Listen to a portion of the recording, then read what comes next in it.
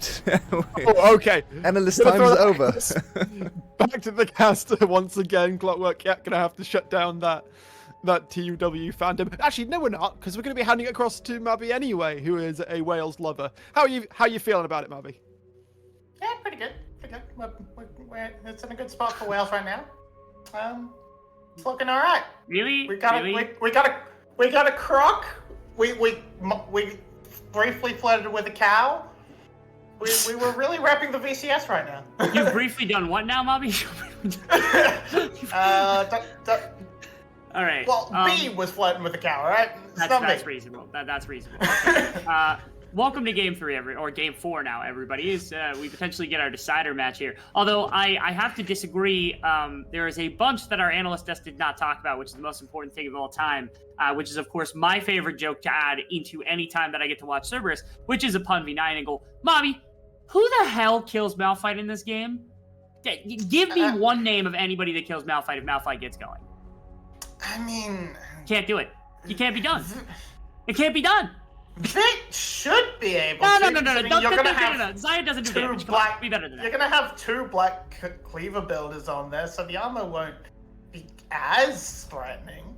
Yeah, I mean, he gets reduced. I mean, yeah, Pun's 300 armor goes down to like 100, but still, it's just not enough, man. This is punning. That's an engagement from B, basically directly into the face of Artemis and into this is a B angle for sure. But I mean, it ends up not actually leading to all that much. It is both the summoner spells of B for both the summoner spells of Artemis, which is nice for the engagement if Leona wants to continue kind of the winning ways here. Hex Flash could be used right now to try to find an additional engagement on Artemis, but not going to find that one. And slides out yet again. Okay, this bot lane showing some mechanical prowess right here and making sure not to fall victim to the Leona's early game. Yeah, but the aggression has been set up and it leads to a good potential position for Killer Queen when he makes his way down. And Q Flash could be something to fear, but that's sort of why Artemis is backing right the hell off immediately. As we see him, we're going to take a quick look at the top side. Pressure for the Croc, that's to be expected right about now. Pun not going to really be pushing out a lot of pressure. As I say that, he puts a pretty nice trade into Nagia, but not going to be putting too much pressure until level 6, until like the Barmy City comes in and he can actually aggress a little bit more and get a bit more control over the wave. But right now it's Team Wales with pretty much full control over the map, letting Killer Queen have full control. And this is going to be the best stuff for a Vi we've ever seen. We've seen this series because currently it's been Vi playing alongside losing lanes. So now going to set up, get a quick double scuttle, and off to a good start. Yeah, and let's dip out of the context of the game and let's dip into the addition of Huber to the Cerberus roster, because I think previously we've been operating under this assumption that Huber's like a really big Enchanter player, and let's be very direct, Huber in the past has been very much the Enchanter player for the team when they needed the substitution when Rod was injured. I mean, Huber's filled in some very big shoes and done some good things for Cerberus in the past.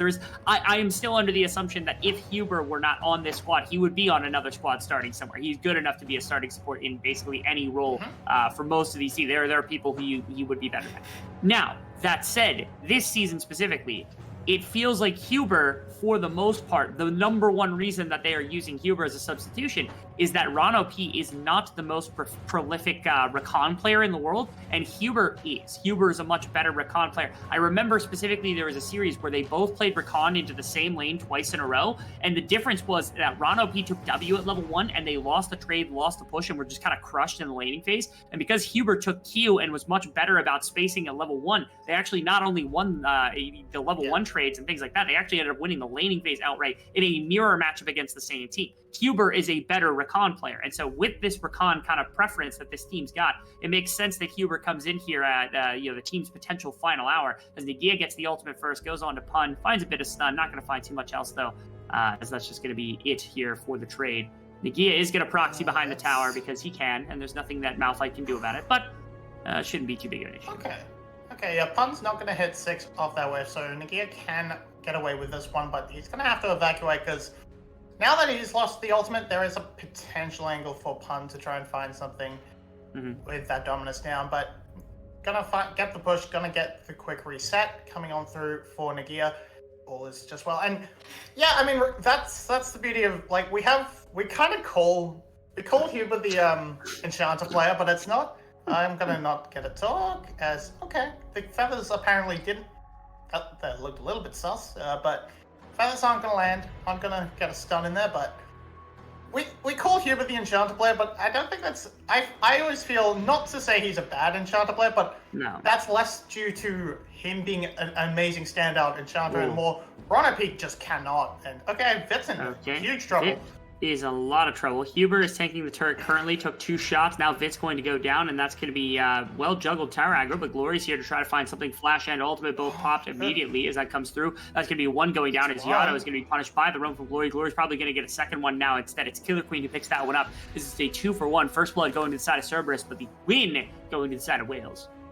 It's a pretty good. It's a lot of what CS also denied to Vit, but he played this pretty well for the 4v1 angle, managing to dodge a lot of CC using the flash cleanse well, but in the end, against 4 people, there's only so much he can do. Killer Queen just not able to provide the CC there, no level 6 at this point.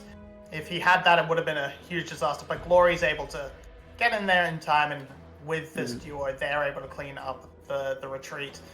And now Nagia, he's gonna play nuisance in this jungle, because unfortunately, the rock is very hard to unseat as this Renekton, so he's gonna do his best to try and make Drakthar's life miserable, but with Yado being in lane and Glory still on the reset, not gonna find the opportunity as B once again. Yes, directly in. BU wants to make an aggressive play into Artemis. The cleanse and the flash are available, so it ends up not being that much, but a bit of trade damage and a winning trade for sure, especially as this wave gets pushed in.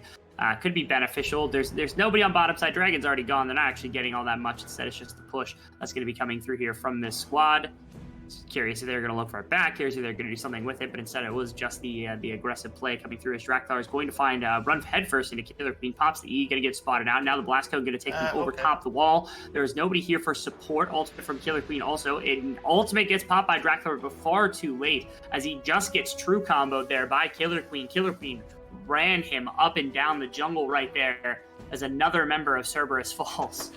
Yeah, Drakthar grading a little bit, just trying to take that blast cone and hold on to the ultimate as long as possible. But man, this is so much aggression from B. It's a look we don't often see. We don't really see the Leonas and that come out from him that much. He's going to try and get onto Pun, but until that Black Cleaver comes through, it's not going to amount to much.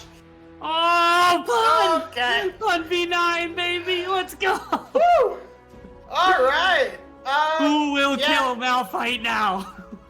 Yep, Rock. Like, the Bramble Vest being so cheap, denying so much of the healing from Nagia, you can't quite take that fight anymore. And without that fully completed Black Cleaver, it's just not going to happen. This is so aggressive from Nagia, just trying to bully up, but he's not healing with these Culver Meeks, and that is getting him into a lethal position, and Pun just sees it, it's like, yep, Rock. Yeah, the better part is like he times this not perfectly with the ending of the ultimate coming out from Nagia, but instead right before it ends. So Nagia feels like there's a small amount of protection still with the ultimate, AoE around him, with the Q being able to be charged with Fury, being able to be stacked. But Pun takes the aggressive play, goes on the offensive without maybe the expectation from Nagia, and Nagia basically gets nothing done. Because that's a massive win here for Pun. Again, to me, this is one of the big win conditions they've got. Malphite does decent damage right now in the game, and he's one of the best tanks that you can have, has a bunch of forcing ability, and Pun is known for these things. Pun is known for being able to carry on tank champions, so I do like that is at least an avenue as the rest of the map is falling to pieces. Somebody flashed, I think it was B on the bottom side of the map here. Artemis also had to burn the cleanse and the flash earlier during this laning phase too, so I'm assuming that was just a trade of summoner spells on the bottom side. Yeah, B, I guess, seemed to aggress a little bit into Artemis to try and force the summoners, and with that sort of setup sort of happening again and again, just constantly trading these summoners, trying to put it into a position where Killer Queen, Glory, later on even Nagia can just flash on top of Artemis and kill that Zeri, which is a good bulk of Cerberus's extended teamfight damage.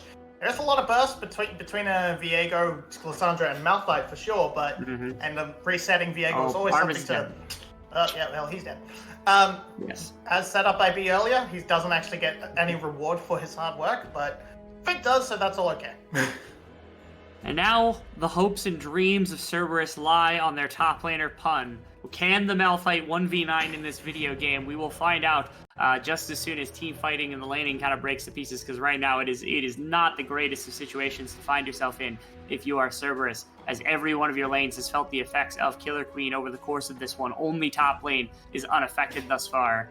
And Riptail being dropped bot lane gets them nearly another 3 plates on top of all the other gold. It's only about 1,000 gold lead at this point, but again, we've seen this a couple of times from Wales, where this beginning of the game, when it goes so effectively, when bot lane is going fine, ends up turning into a very, very easy game for them to transfer when it gets to the mid game. So what does Cerberus do to stop this? Again, they've got a bunch of this kind of immediate forcing damage, but can you really rely on that here in the mid game?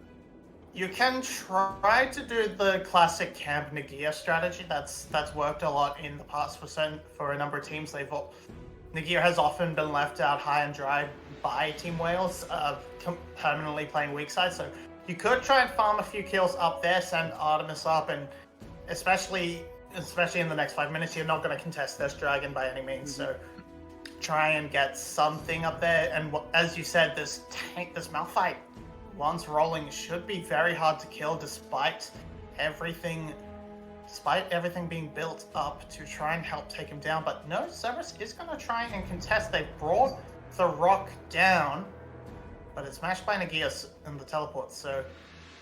Oh, okay, Killer Queen's in the back of the pit now. They actually have vision of this. Now split. Pun pops the ultimate into nobody! And that's going to be the Killer Queen stealing the dragon. The fight afterwards now, it's going to be Rakan taking down Killer Queen, but that's about that. As Glory's going to be able to dance around the fight. Cerberus is still in a decent fighting position. His Vid is going to be in the back of the pit trying to find something. That's going to be him pulling out the feathers. It ends up being a very, very even fight. All things said and done, I think a 4 for 5, as that's going to be the 5th member, or 3 for 4. My apologies, going down.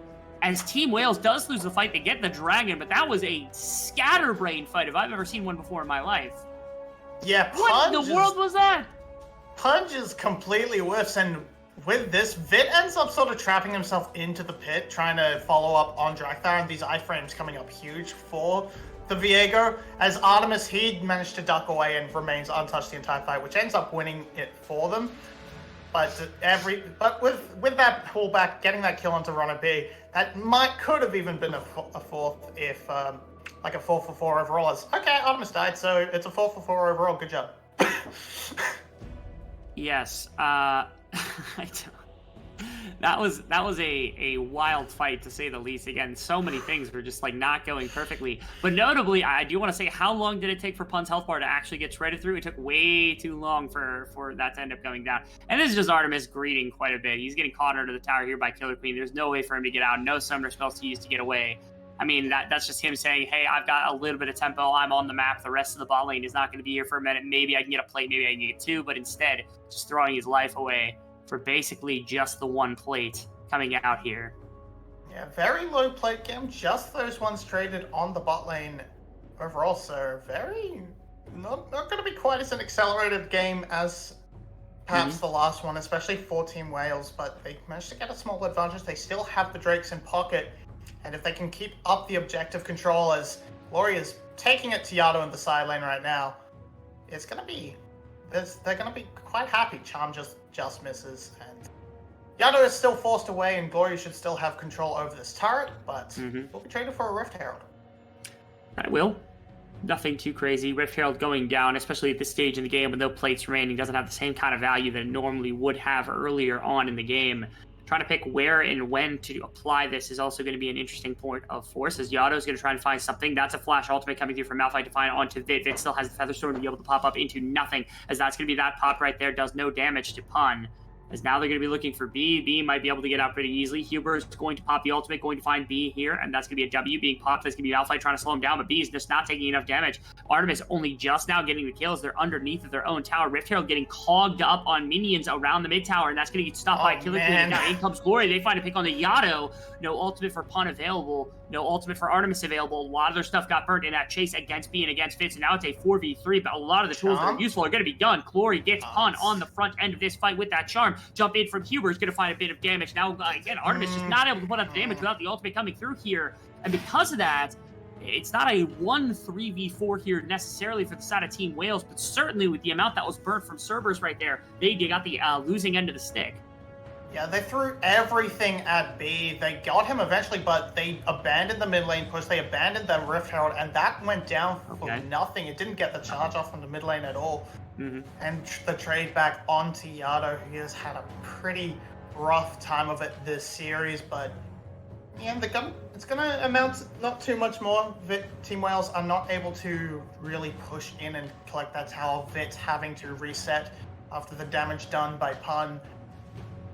This just means that we're going to fall back into a holding pattern, waiting for this next dragon to spawn. This mid lane towers are going to be so important for that, but the single bot lane tower being down for Team Wales means that they should have a little bit better time controlling that quadrant of the map that they need to stall out Cerberus and make sure they can claim this Hextech Drake. Okay. It would be a really big win, I think, for Team Wales to be able to grab the Hextech Drake, because that means they can start leveraging and saying, hey, we want to fight, hey, we want to force, before the Malphite really gets completely unkillable, before the Zeri gets onto the big damage items, big ticket damage items that are going to be necessary. Before any of that starts to come through, I think forcing around some of these neutral objectives could be very beneficial for Wales, as they're going to find a play onto B. Ultimate's going to get dropped down, make sure that Yado gets stuck in place just a little bit longer. In fact, got CC for probably about 5 seconds there, as Nagia just now enters Pun TPs to the bottom lane. This is control of mid lane that's going to be taken over by Team Wales, but not necessarily the river. Not a ton of wave clear to work with here, but the mid lane should still be even between the two, as Huber's now caught off on a weird angle. That's fine. Nothing crazy. No mid lane push in either direction, as the next wave is not going to be here for another 10 seconds or so, as it's going to be Cerberus who claims interior pressure on the Dragon. We've seen this before. Wasn't anything winning previously. Only just now, here comes B on the Leona, really deep into the pit.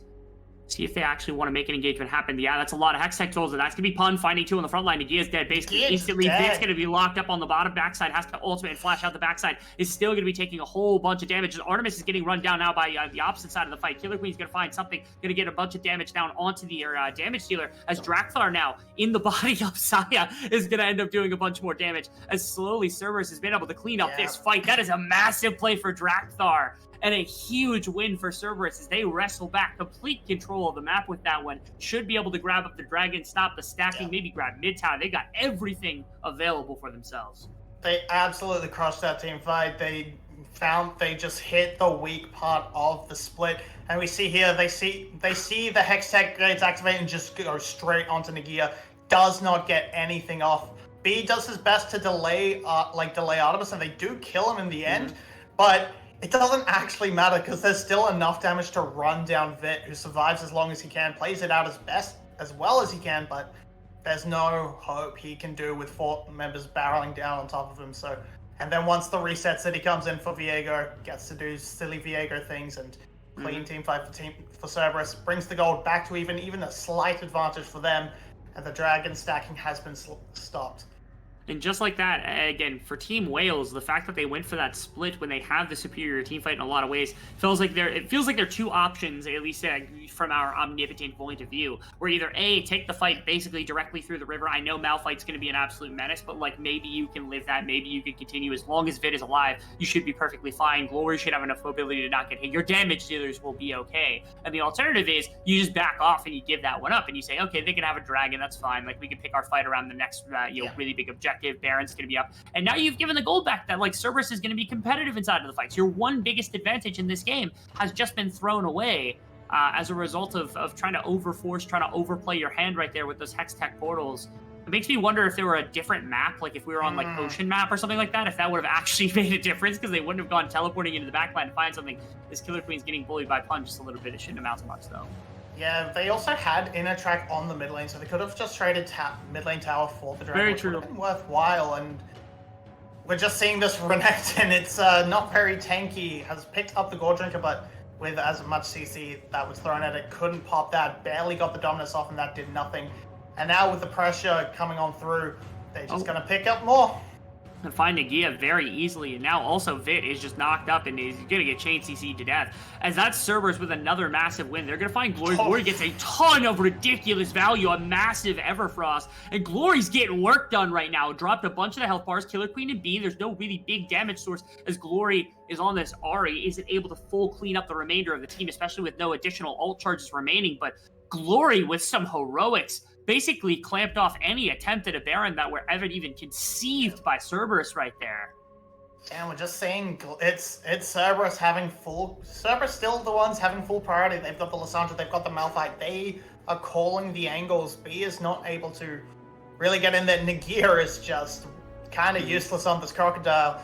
But Glory, yeah, he does a little bit of heroics there. He's gonna maybe pick up this tower as well. Yeah, should be able to get away with that. So Glory, once again, keeping Wales afloat in this game.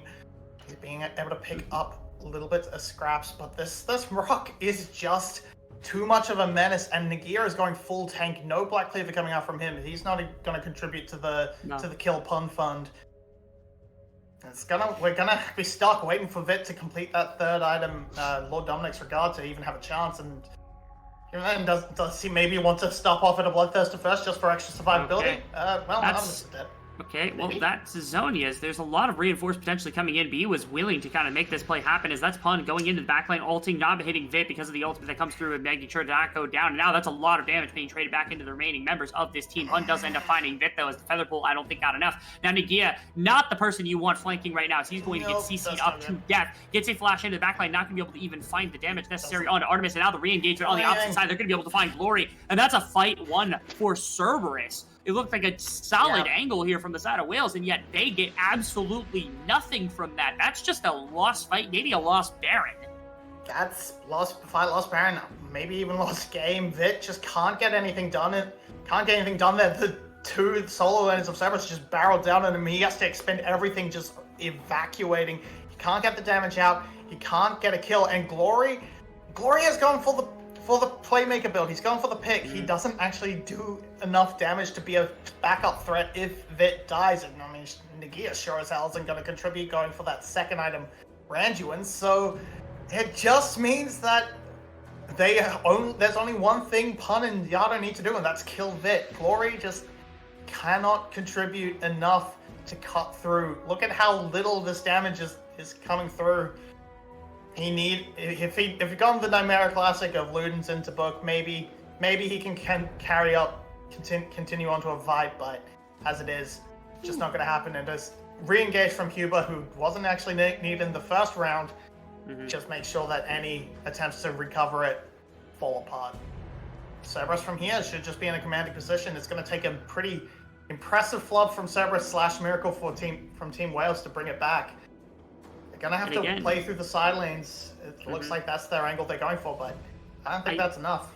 I don't think it's anywhere near enough, because Pun can respond exactly in kind. No one's killing Pun anytime soon. There's no one with anywhere near enough damage to actually get it done, which means that he's actually actively matching what Nagia is able to do on the other side of the map. And if that's the case, if they can match turret for turret and this tank continues to get absolutely juiced up, then Pun is already unkillable, will be completely unkillable by anybody on this team. Oh, and that's Vit, who's just almost dead. Featherstorm has to be popped just to make sure they can get out. Drakthar was trapped under the tower for a second, but Artemis going over top of the wall, making that aggressive play happen. And now they're going to try to wrap around on him, but I don't even know that they're fast enough to catch Artemis, to be quite honest. That's going to be Glory hitting the Everfrost. Almost goes down to the damage of Artemis. He's going to continue fighting backwards. That's going to be a stun coming out, and that's going to be a kill now onto Artemis. Because that's going to be Huber, who is bound behind him. Ultimate is available on Rakan. Going to get 2, but that's going to be 2 kills back onto the Renekton as mid tower is being pushed for the rest of the team. But that's going to be a desist, so they might try and get Pun.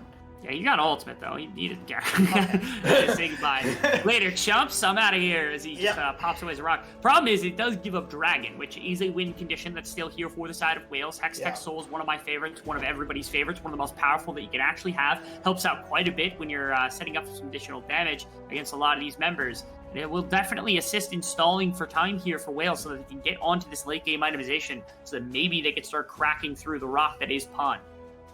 Yeah, maybe they can start cracking through the front. Maybe they can get enough defensive tools for Vit to work through. Get that locket. Get that locket done for B. Get the Bloodthirster in. Get a Guardian Angel as well to top it up. Who knows? Anything to keep this AD carry alive. Rabadon's coming up through from Glory now, so gonna actually start dishing out some damage once that comes through, and that might be what they needed, this bit of a pivot to try and continue on, because the snowball hasn't come through quite as effectively as they wanted, and they need that secondary damage source to deal with. Make sure Cerberus has to split their attention, or can't just throw everything into one character and then just roll it from there.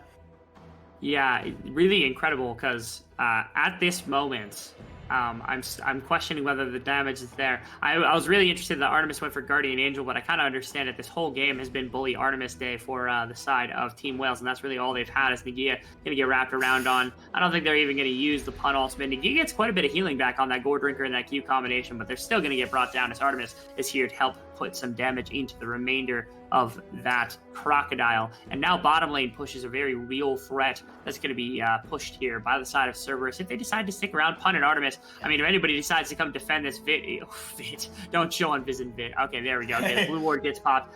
Didn't hit Pun, notably. So they know that Artemis is here. They actually don't know that Pun is here. The TP is going to ward them off a little bit further as they may be looking for a bit of a dive onto the bottom tower, but instead just going to grab up this bottom inner tower. And that is it for structures on the outside of the base for Team Wales. Only structures in the base remaining.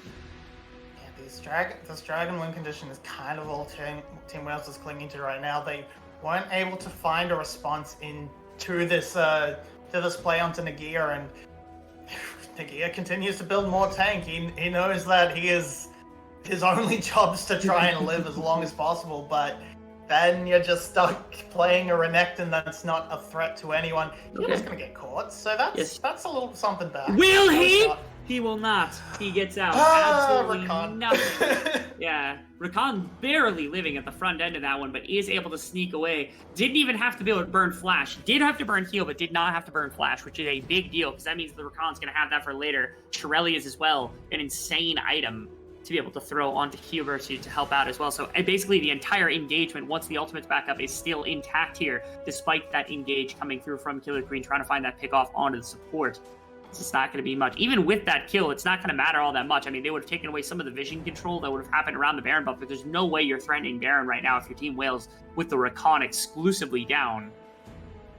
I mean, I don't know. They might have felt the call. They might have felt things slipping away and gone for a desperation. But we have to. You're just gonna settle back into the play state. 30 seconds to this Baron. You need to try and find a good setup. Glorious doing his best to try and trim the sideways, make it so that there's something always an advantage for Team Wales, but it's not going to matter. Pun is just going to pick that up in the side. He has teleport available. He is going to just go clean that up and be happy, because all they're doing is just trying to play through side lanes, get as much gold into Glory as possible. They're sort of looking for maybe that stopwatch to come through so Glory can be a lot more aggressive. Will find Pun, so now they're aware of where he is, but Cerberus just straight onto that Baron, and not really a good angle to respond from Team Wales. It might just be the Killer Queen steal angle. They're not aware of where he is. Well, they should be now. That pink ward has dropped, but they have not done anything to try and dissuade him. Okay, the fight potential is also here very much so from both sides. They're going to find Pun charmed onto the backline. That's not going to be enough. That's an ultimate directly onto Vit, basically in the face of the ADC. As Pun's going to be able to stop that one up now. It is easy for Artemis to clean in a front-to-back team fight. Look at him. Look at where he's at right now, Mobby. He's going to be able to work his way right down the river. The dive goes down to try to find some additional members, but Artemis is still entirely untouched in this fight. And yes, there are a number of members, Yato and Huber, taken down here from the side of Wales, but it does not matter, because Drakthar and Artemis are still alive. Pun is still alive. They're going to be able to shove up this mid wave, maybe even turn for Baron. I think, again, finally going to have that one back, as Pun should be able to join them and assist in tanking that one. You can see in this fight just how much damage got done. Not enough props, I guess, to Yato, who was the damage leader inside of that fight. But nonetheless, an insane setup for Cerberus gets them a massive win. Why did Killer Queen go use the cease and desist onto the Lissandra? No idea. I guess the idea is to maybe delay it so they can cut through Pun, but that's just not gonna happen. Pun's just like, Yato can just cross too much distance. Glory's gonna do his best to try and dissuade them, but yeah, Artemis can fend him off just in the 1v1, and Drakthar finishes off Baron.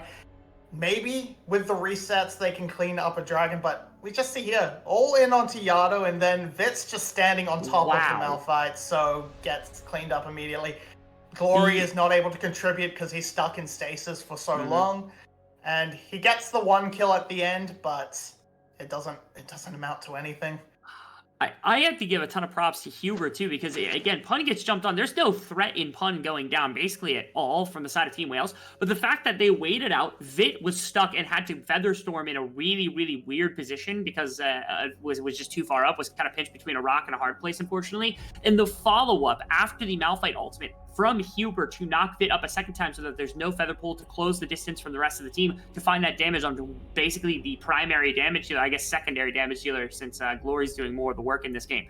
But still, one of the main damage dealers of his team gets knocked out of the fight basically first, and you're never winning that one if you're Wales afterwards, no matter how well the rest of your team plays. So props, again, Huber, the substitution was something we were questioning. I was questioning it a little bit because, again, this team has not looked as cohesive with him, but damn, they look good in this one with this Rakan. Yeah, I mean, it's a little bit unfair it's a little bit mean to Vit to be like, oh, Glory's the primary damage dealer because he's doing more. It's not Vit's fault. Vit has been... It's Vit's fault. Just has a giant skill target issue. Laser pointer on his face. Skill issue. Rock is just flying at it. It's a rough one for this AD carry to play out, and this is gonna, if this brings us to that game 5, which is looking extremely likely, Team Wales is gonna have to think it through, think of how to play things out a little bit safer, try and stop Pun and Yado from having this engaged potential. But Cerberus might have cracked the code. They might have figured out how to beat Wales with these and draft a victory. Nothing crazy right there. Nagia is just stuck in the middle of everything. That's a big ultimate from Pun. They're going to find multiple members. That's Glory and Nagia going down. Into the back lane goes Huber to try to find Vit. Vit's going to be able to auto one. Pun is going to be directly on top of Vit. Yeah, but I mean, he's in the face of Pun. Pun is trading with them basically evenly, as Artemis also did not even have the Guardian Angel popped, as that's going to be a dive from Yado. That's going to be the game, and we're going to 5, Mobby. The curse is broken. Woo! No more 4-game series. It is a chance, and Cerberus lives to fight one more time to see whether they can continue on into playoffs. Team Wales had no responses in this game. The fights were all day Cerberus every single time they fought in a big cluster, and that is something worrisome to walk into game number 5 knowing. Yeah, so I mean, I think we can all agree